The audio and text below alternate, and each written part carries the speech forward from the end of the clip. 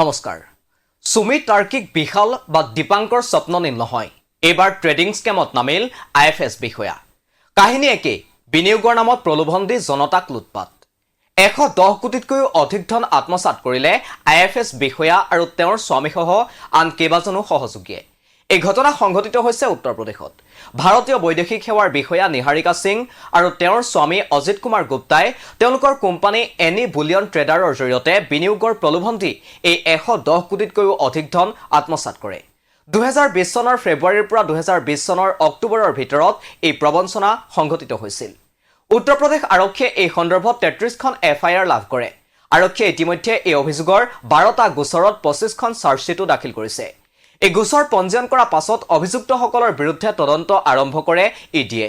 ধন সৰবৰাহৰ গোচৰত অভিযুক্ত কেইগৰাকীৰ বিৰুদ্ধে চলোৱা হৈছে তদন্ত অভিযোগ অনুসৰি অজিত কুমাৰ গুপ্তাই তেওঁৰ আন সহযোগীসকলৰ সৈতে মিলি বিনিয়োগকাৰীৰ পৰা বিপুল পৰিমাণৰ ধন সংগ্ৰহ কৰিছিল বিভিন্ন প্ৰবঞ্চনামূলক আঁচনি যেনে দৈনিক জমা আঁচনি মাহেকীয়া ৰেকাৰিং জমা আঁচনি আৰু আন কিছু নিৰ্দিষ্ট আঁচনিৰে বিনিয়োগকাৰীক প্ৰলোভন প্ৰদান কৰিছিল এই ভুৱা আঁচনিসমূহ অজিত কুমাৰ গুপ্তাৰ কোম্পানী এনি বুলিয়ন ট্ৰেডাৰৰ জৰিয়তে প্ৰচাৰ কৰা হৈছিল তেওঁলোকে বিনিয়োগকাৰীক প্ৰতিশ্ৰুতি দিছিল যে এনি বুলিয়ন ট্ৰেডাৰে বিনিয়োগকাৰীক বছৰি 40% ৰিটাৰ্ণ প্ৰদান কৰিব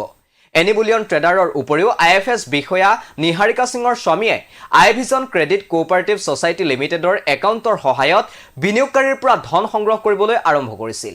ইডিৰ তদন্তত গম পোৱা গৈছে যে গুপ্তাই সমবায় সমিতিৰ একাংশ বিষয়ববীয়াৰ জৰিয়তে নতুন ৰিটাৰ্ণ লিংক বিনিয়োগ আঁচনিৰ নামত এই ধন সংগ্ৰহ কৰিছিল কিন্তু তেওঁলোকে সংগ্ৰহ কৰা এই ধন বিনিয়োগকাৰীক কেতিয়াও ঘূৰাই নিদিলে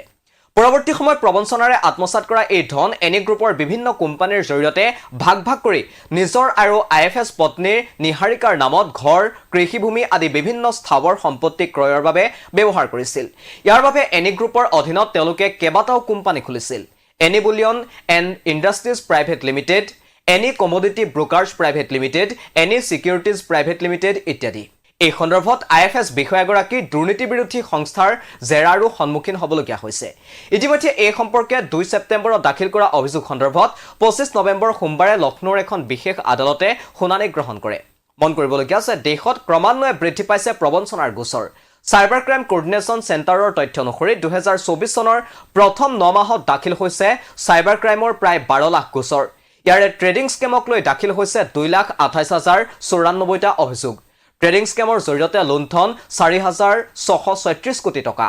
বিনিয়োগ ভিত্তিক স্কেমত দাখিল হৈছে 1,360টা গোচৰ বিনিয়োগ ভিত্তিক স্কেমৰ জৰিয়তে লুণ্ঠন কৰা হৈছে 3,216 কোটি টকা আৰু এনে বৃহৎ বৃহৎ জালিয়াতিত এতিয়া নাম হাঙুৰ খাই পৰিছে আইএফএছ বিষয়াৰ দৰে উচ্চপদস্থ বিষয়াৰ নামো এয়া নিশ্চিতভাৱে এক চিন্তনীয় বিষয় হৈ পৰিছে